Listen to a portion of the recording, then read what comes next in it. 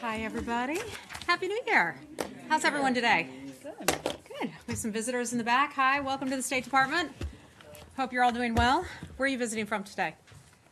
I'm from UVA. I'm a virtual intern. Oh, great. Yes. Well, welcome. Thank you. Virtual A interns. virtual intern. I didn't know we had those things. We're virtual That means you can wear your pajamas and drink beer and work at the same time. Yes, okay. Well, welcome. Glad to have you.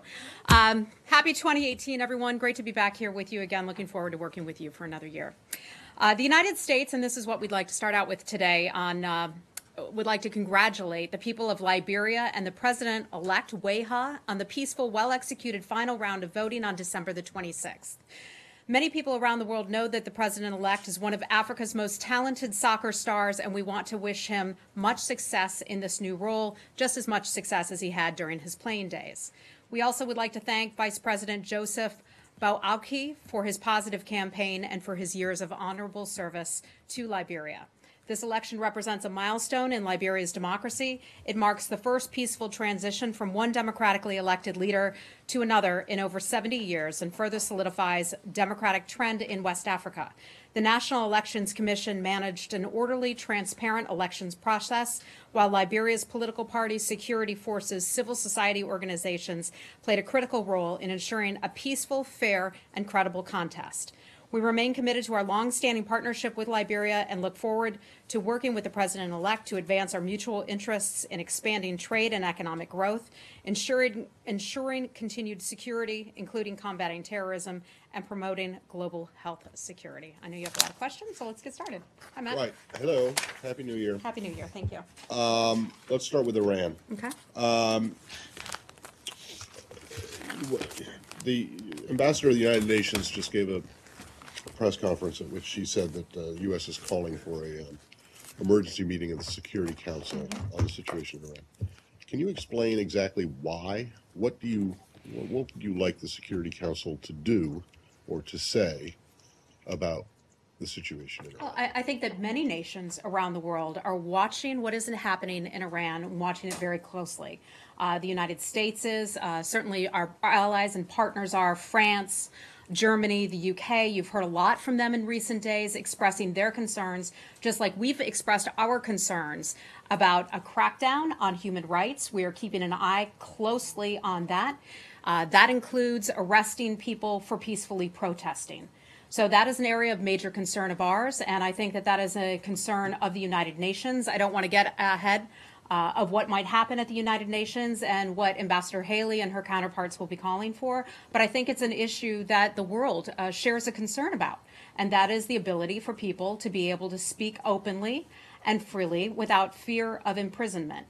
In addition to that, the government had claimed that the JCPOA was basically the elixir, the fix for its economic problems. We have not seen that fix made. We have seen the economy stagnant there. In some situations, for some families, it has become worse than it was before. Many people there will complain that their paychecks have not been made, that they've not gotten a paycheck, that their paychecks are late, all of that. So people have a right to be concerned about the government's treatment of its citizenry, and so they're speaking out, and they're brave in doing so. Okay, well then, never mind about the UN. If you want to leave that to them as to what actually the Security Council will do. What is this administration in Washington? What is this administration doing? Well, I think we're watching the situation very closely. We are expressing our support, as we have many occasions before, for the Iranian people, understanding that it is brave, that they are courageous in speaking out publicly and forcefully. And these are folks who are, the working class. You're seeing this in many towns across the country, people going out at their own risk, at their own peril, speaking out about their concerns. And as Americans, we can all support the right of a freedom of expression, something we support, and we are watching them do just that. We're talking with our allies as they express their very same concerns about the situation there. When you say that you're watching it very closely, monitoring, as everyone knows quite well, the U.S. doesn't have an embassy in Iran, doesn't have any, at least no publicly known presence there. So how exactly are you following the situation? News, social media? Matt, this would go back to how we watch many nations when things are going on, especially when we don't have a presence there. We get our information from a variety of sources. Some of that can come from NGOs. Some of that can come from media reports. Obviously, that's a little more difficult right now because the government has clamped down not only on media, but as we've seen, social media too. We expect and we certainly hope that people will be able to access social media and speak freely there, just like we've seen them speak on the streets. Right, so we'll get that from a variety of sources. Some of that will include intelligence, our partners on the ground, and many other nations as well. Last one. So you are, in fact, calling on the government of Iran to restore any social media that may have been blocked? Well, I think that would certainly be an important thing for them to do. You know, we support a freedom of the press here in the United States. We support the right of voices to be heard. And when a nation clamps down on social media or websites or Google or news sites, we ask the question, what are you afraid of? What are you afraid of? We support the Iranian people and we support their voices being heard. And are you considering sanctions? We don't get ahead of sanctions, but that is one toolkit. A couple things that we have in a very broad and wide toolkit. There are a range of options that we certainly have going forward. And that's why I say we are watching reports very carefully of any potential human rights abuses of these protesters who are protesting peacefully. Okay. Hi, Andrew. Nice to see you. Happy New Year to you. Thank you. First of all, is there anything that the U.S. can do to help restore access to social media to the Iranian people? Not that I'm aware of. I mean, look, I'm not a tech expert. There are lots of ways that people can get information through different sources and different apps and all of that, but I'm not aware of anything in particular that we as a government are able to do, but we're watching it carefully. And speaking of social media, one of the president's first tweets on this was, he said, change is needed. Mm-hmm. Is he calling for regime change? No, I think what the president is talking about is exactly what the Iranian people are saying, that they want change. They want the government to start taking care of them. We've heard from some of the protesters their concerns about that nation's money being spent on exploits in other countries. Syria, Iran's support for Hezbollah, Iran's support for weapons being sent around the world, as opposed to spending that money on its own people. So I think when the president calls for change, he's calling for the Iranian government to make changes for its own people, and the same thing that the Iranian people are calling for. And is there a risk that some experts are expressing about modulating the tone, in that the president's tweets, if they are too strong in solidarity with the protesters, could backfire, could support the hardliners, could lead to a crackdown? The Iranian regime is always going to come up with reasons to try to claim that other governments are responsible for some of their own problems at home, that other governments are responsible for their own people speaking out. This is not the first time that we've seen the Iranian people speak out about their concerns of their treatment under their regime. We saw that almost 10 years ago. We're seeing it once again. The issue's slightly different, but they remain the same. So when you say that the U.S. has expressed support for these protesters, what is it that the U.S. wants them to do or accomplish? This is largely the same as we would say in any country, whether it's Venezuela and people conveying their concerns about the humanitarian situation in Venezuela, in other countries where people protest. We want them to have the right to speak freely, to peacefully protest, just as people do in the United States, and to be able to do that without fear of retribution. So does the U.S. want them to continue to protest? Look, if that's up to the Iranian people. We are not going to tell the Iranian people what to do, but we do believe that if Iranian people are going to peacefully protest, that they should be allowed to do so. You mentioned working with allies, but in the past couple of days, I know that there's been this work among several to craft this strongly worded joint statement condemning Iran. But that hasn't happened yet, and it seems like there are a number of problems. Can you talk about the status of that? And if there can't even be consensus on a strongly worded statement? Michelle, I think you're getting way too far ahead on this one, okay? A lot of people want to see statements. We're having very good conversations with our allies. We have seen that we are in agreement with our allies, with France, with Germany, with the UK as well. You've read their statements. Boris Johnson, for example, calling on all concerned to refrain from violence and international obligations on human rights to be observed. The French foreign minister a number of victims of arrests, a tremendous concern of theirs. The right to protest freely is a fundamental right. Those are the same things that we are calling for. I'm not going to adhere, I don't think the U.S. government and the other governments are going to adhere to any kind of arbitrary timeline for getting something on paper. I have to remind you all, yesterday was a holiday. This is our first day back from a holiday. There is no disagreement where we stand. Okay.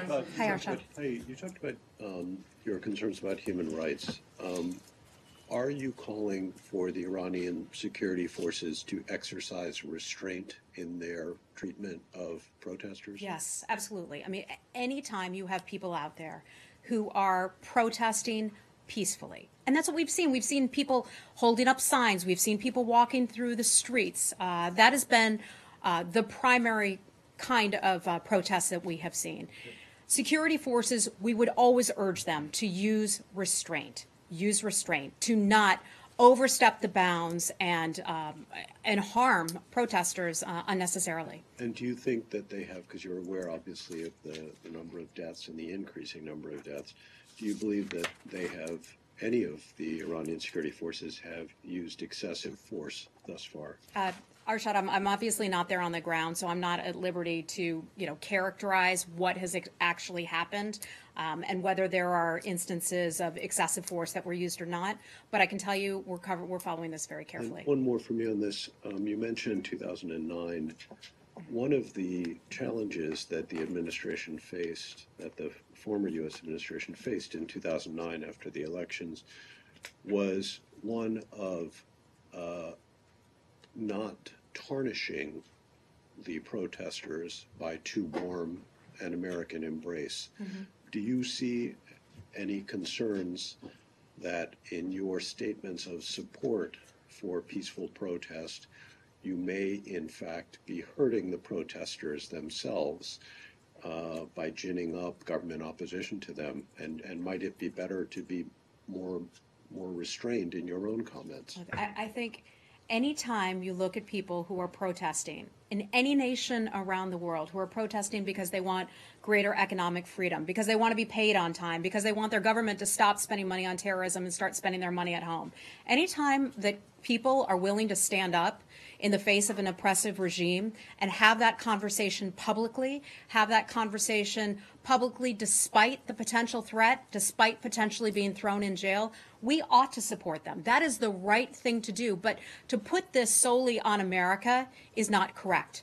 You see France, you see the UK, you see Germany and other nations standing up to support those protesters. I'm not aware of any other place in the world where we would actually look at it and say, oh, United States, don't support those people. Don't support those people who want your encouragement. We hear from around the world, other countries. Venezuela is a perfect example. When we have spoken out on their behalf, or let me back up, not on their behalf, but when we've spoken out in support of their voices being heard, they have said to us, thank you. Thank you, United States. We appreciate that support. Hi, Barbara. Question about this. You said that the nuclear agreement had not been the economic fix that the government said it would be, but many Iranians say part of the reason for that is because the Trump administration has thrown the certainty of the deal in doubt, and so that contributes to economic, confidence in the deal. And therefore, the support that I can only point to many European companies are are still doing business with Iran, so they are able to do those deals. This sort of weakens the support they see from the United States on this factor. Is this going to have any effect on the decision this month about whether to waive the sanctions again, whether to decertify again? This administration looks at Iran through a much broader lens than just the JCPOA. The administration is taking steps to fix its flaws.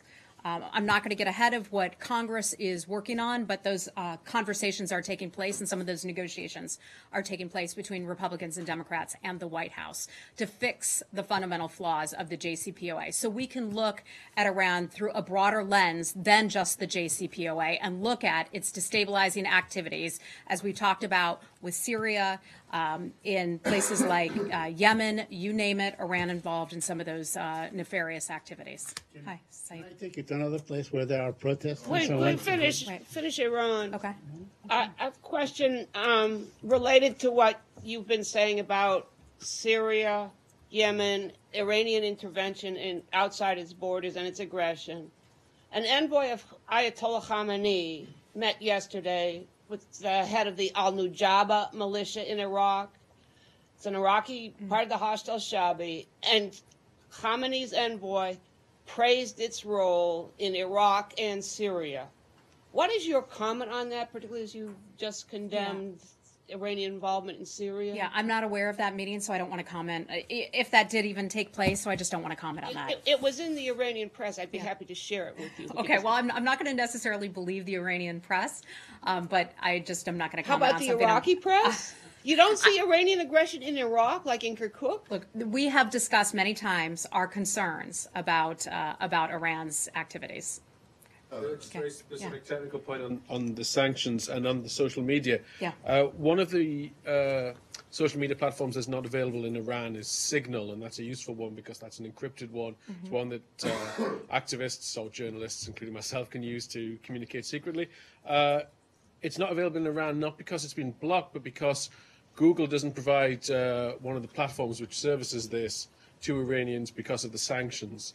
Is Google overinterpreting the sanctions, or Dave, there's an American company that could I'm be going to answer providing a you helpful tool as to them? honestly as I can. I have no idea. I can connect you with some of our sanctions experts who might know more about Google and Signal and their relationship and how they operate or don't operate in Iran. I'm afraid I just don't have any information on that. Without asking you to speak on behalf of the protesters, you do support their aims. We support peaceful protests Well, in you support- Iran, you in sup- Venezuela, Yeah, in but other you support places. what these specific protesters are protesting. Well, I can't comment specifically on what every protester is calling the for. general theme. In general, when they ask for their voices to be heard, when they ask for a better economy, when they ask for the government to spend money on their own country as opposed to terror exploits overseas or in other countries, sure, we would certainly So when they support say that. death to Khamenei, you would support that. Matt, I'm not going to go. I'm not going to see. That's why you're trying to trap me into something like that. I'm not going to go there. I'm just trying That to is figure out that is because not that is not our policy. But we hear what the Iranian people are saying,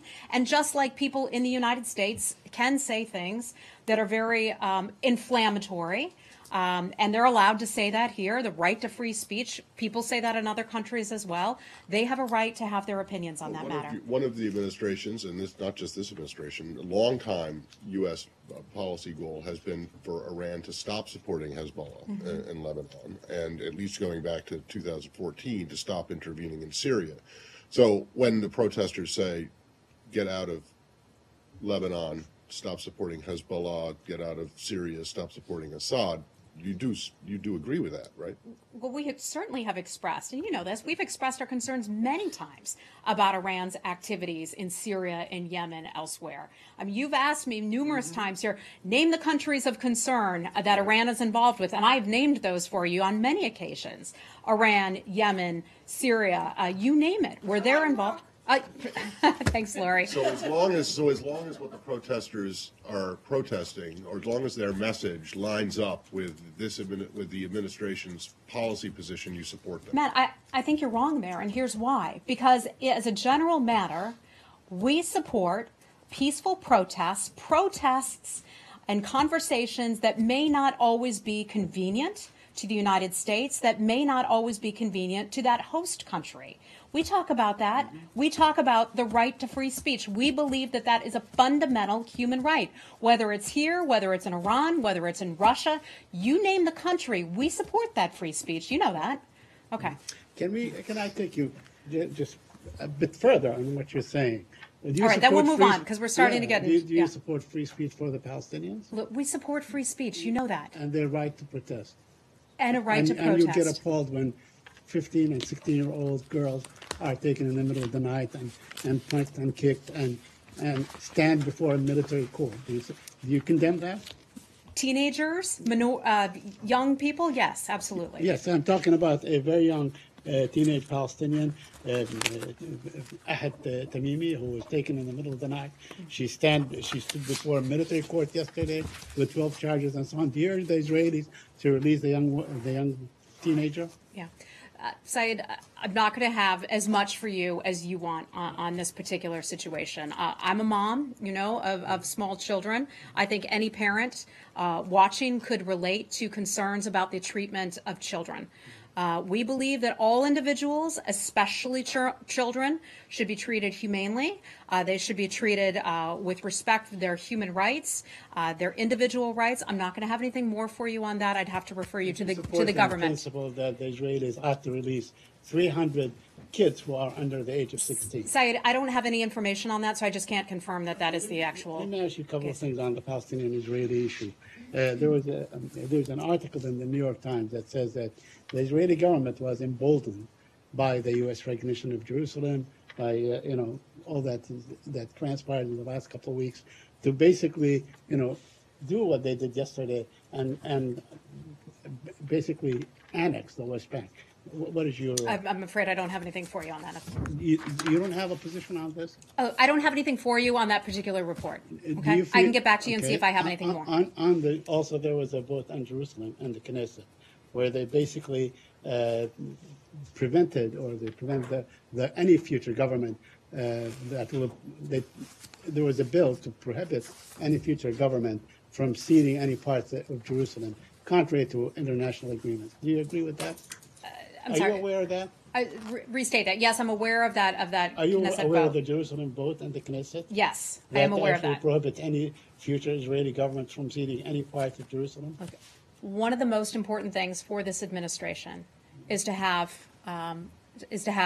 peace talks between the various sides to get them to a place of peace. That has not changed. That position remains the same. And those conversations and those talks will continue. I'm not going to get ahead of some of those conversations. Okay, my last question on this. You believe that Jerusalem ought to be a final status issue as it has always been? We have always talked about final status negotiations and that being a part of the final status negotiation. Okay, let's move on. Well, hold on, just one more on this issue. It has to do with this report about the ambassador in Tel Aviv, who is reported to have wanted the administration to stop calling the West Bank occupied.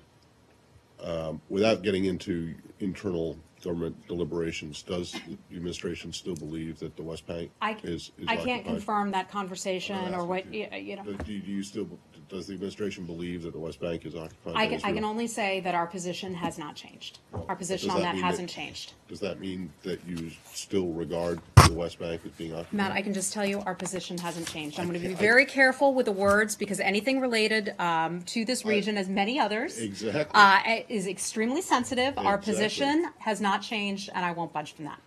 Okay.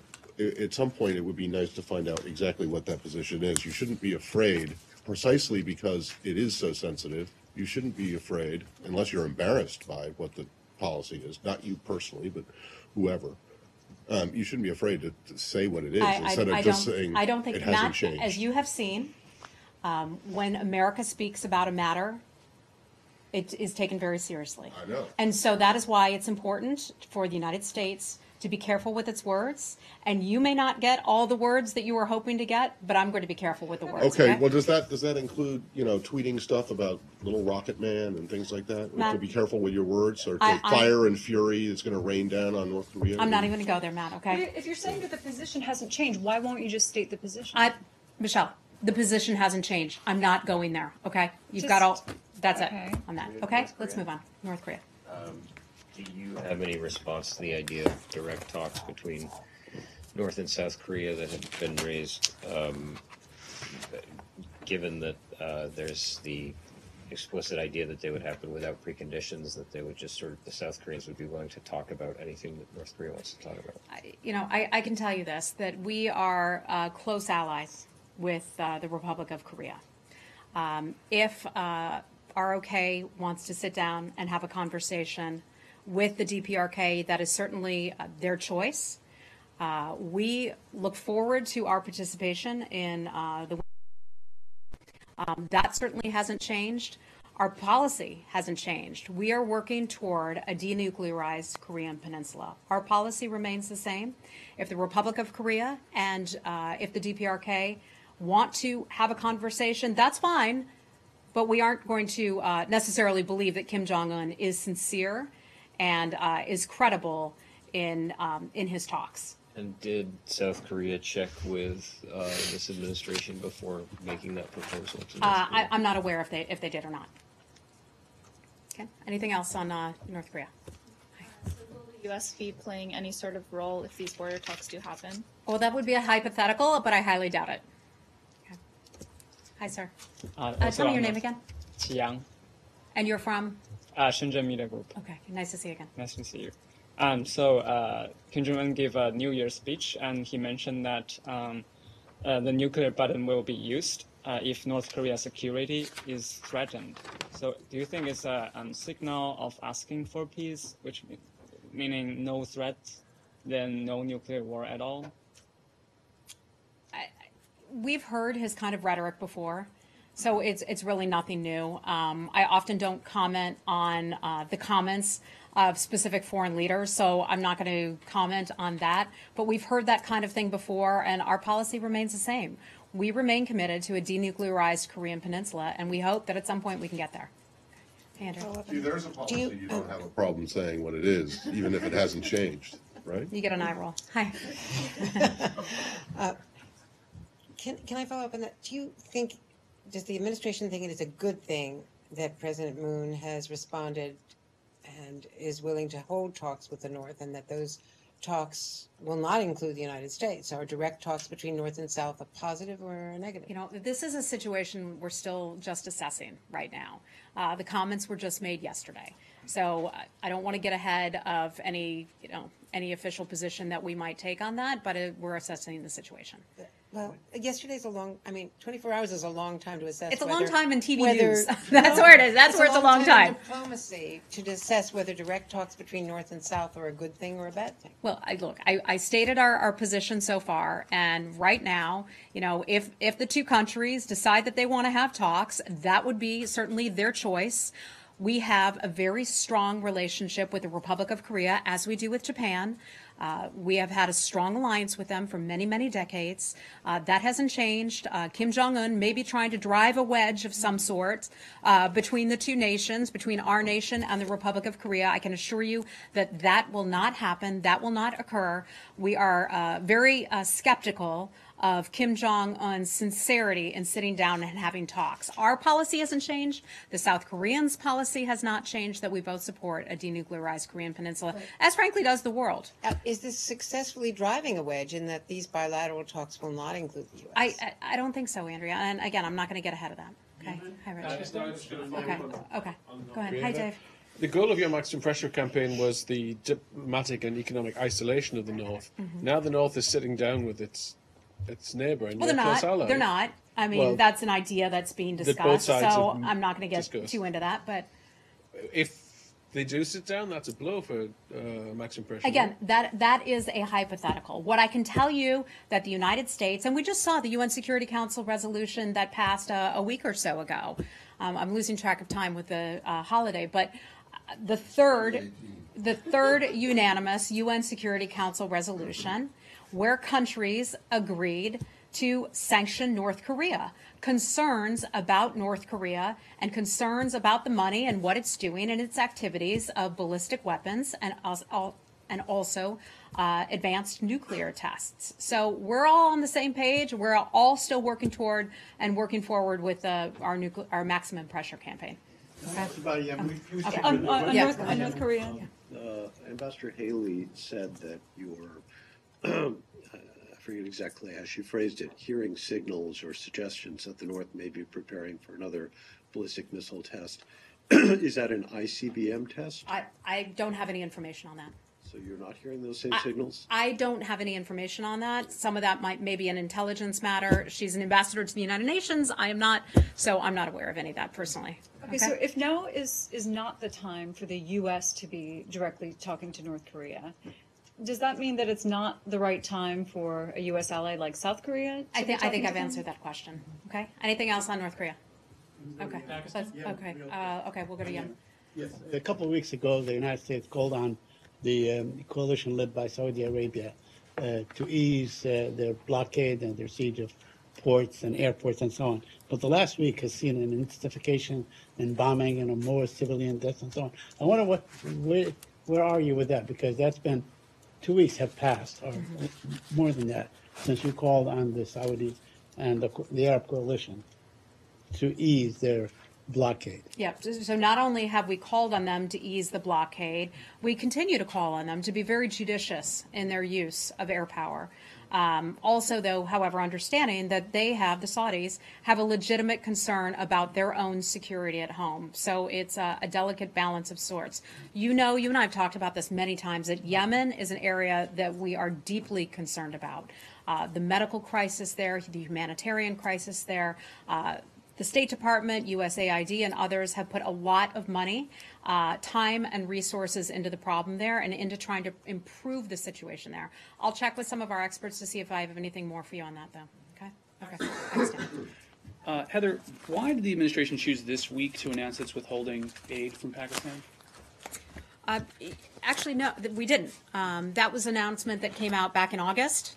And for some reason, people got interested in it again, but that is not a new announcement that we would hold back on that money. What is the condition of the U.S. Pakistan relationship right now, do you think? You know, Pakistan is an important partner. We have a lot of issues in that region. Pakistan knows that. We all know that, and we, try to work carefully together on some of those issues. But Pakistan, I don't want to say that Pakistan can do more, but Pakistan knows what it needs to do. We expect Pakistan, and we've made clear, and the president has made clear in the past, also through his new strategy that was announced back in August about the new Asia strategy, that the United States expects Pakistan to take decisive action against the Haqqani network and other militants who are operating from its soil, and they need to earn, essentially, the money that we have provided in the past in foreign military assistance. They need to show that they are sincere in their efforts to crack down on terrorists. The president made that speech in August. Between the August speech and today, has there been any change in Pakistan's posture, or has there been any movement towards the president's goals? Well, I think Secretary Tillerson and also Secretary Mattis spent some time over there in Pakistan not too long ago. And they shared with the Pakistani government and their counterparts our concerns. We would like Pakistan to do more through cooperation. They have a lot. It's not just us. We're not the only ones who benefit from it, but they have a lot to gain through additional cooperation on the issue of terrorism. So we expect them to take greater actions. And would you say they've done anything additional in the last 4.5 months? I'm not going to characterize it that way, but I think the president's tweets and his comments were very clear that we expect Pakistan to do that. And the president said that $33 billion or $35 billion in aid. The Pakistani government has disputed that. Are the president's figures correct from his tweet of yesterday? You mean in the overall aid number that the United States has provided over a certain period of time? Let me double check that.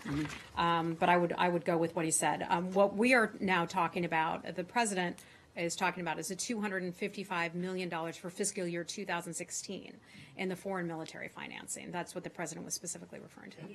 Okay. We're going to have to wrap it up. Its ambassador? Yes. Our ambassador did meet with the Pakistanis. I believe it was last evening.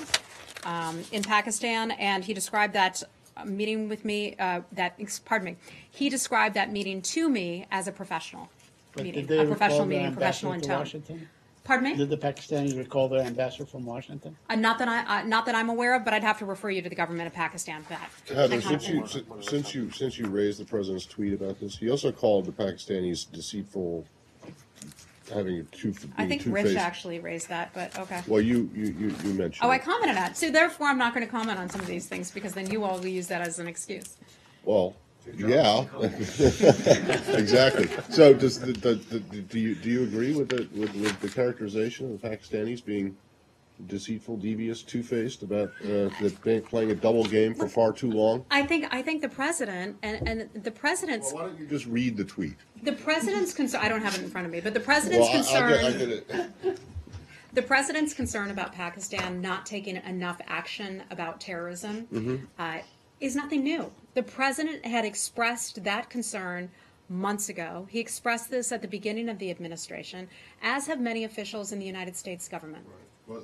But he and a lot of other officials in the United States government also expressed great happiness and pleasure with Pakistanis when they managed to, after the rescue of the Canadian-American couple who were being held. Certainly. So that doesn't count anymore? Look, we were pleased with their cooperation.